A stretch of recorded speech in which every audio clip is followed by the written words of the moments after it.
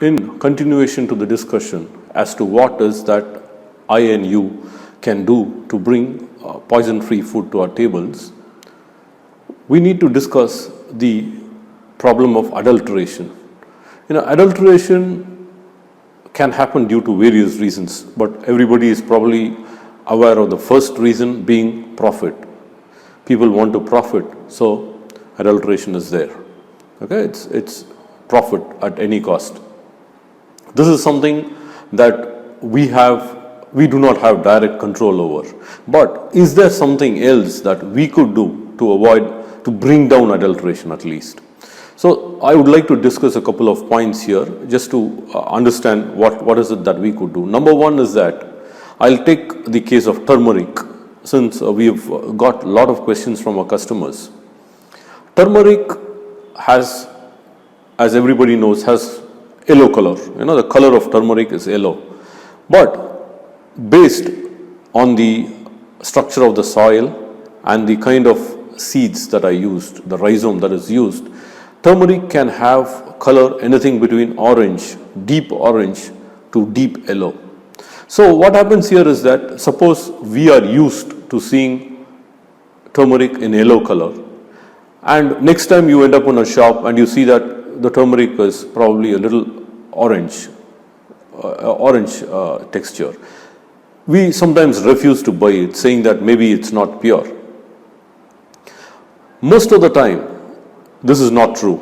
Actually, it's not true all the time, you can say, because the color of the produce does not in any way signify the purity of that particular product. I'm talking this very specific to agricultural products, food products.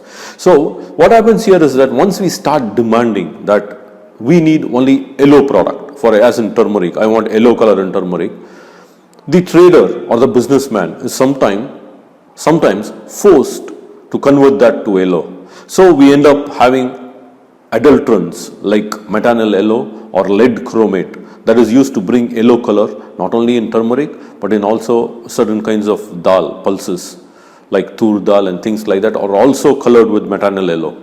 So the point here to understand is that color does not have anything to do with the quality, and we as consumers sometimes become responsible for adulteration to take place in our foods.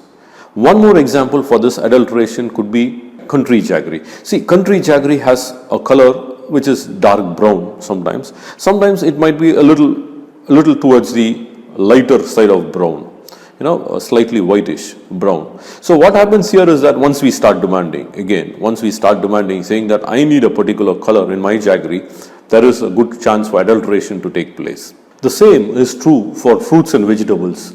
Anytime we walk into a department store or a supermarket, you see apples that look similar. You see they are arranged on the shelves and you see that they look so similar.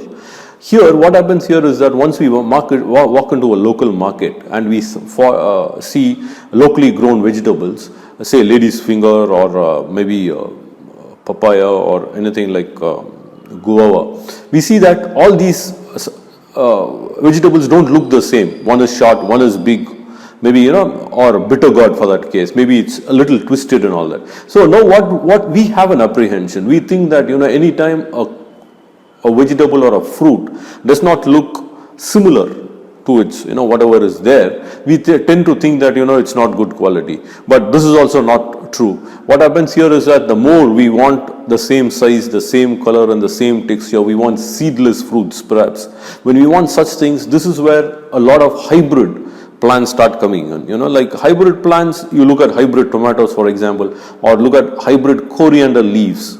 Like any grandmother would tell you that, my grandmother used to tell me that, the coriander that she used to use in good old days is nothing. What we have today is nothing compared to that coriander. This looks like coriander but does not anyway smell anything as good as the coriander that used to be grown in the good old days.